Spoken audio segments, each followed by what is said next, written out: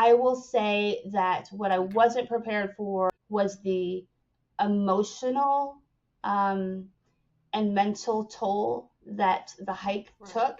I just think that there were parts where I was tired. I was physically tired. It just looked like it was endless, just vertical climb. I mean, I think our total up was 41 miles. And so over 8 days. So you are just climbing, eating, sleeping.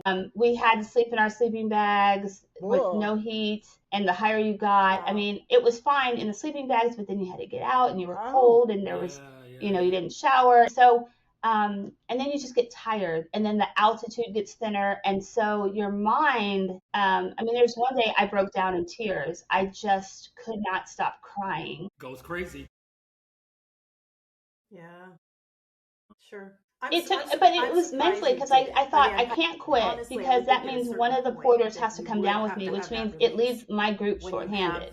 So there was this pressure of like, and every day I just had to start with a new mindset. I mean, I loved it. I loved every minute of it, even the parts that sucked. I loved it. But I realized, and I'll just leave it with this, is I always had the goal of getting to base camp. And I did cry when I got to base camp. But because it meant more than just getting to base camp for me, it meant so much more. And coming off of the surgery and getting up to this point. And also I had a psychological barrier because of the fall that every time I stepped down, my brain just froze. So there are parts where I would slow down because I started to get a little fearful with my ankle. But I will say that the whole lesson in this for me, which leaves me giddy, is that it wasn't, at first it started about getting to base camp.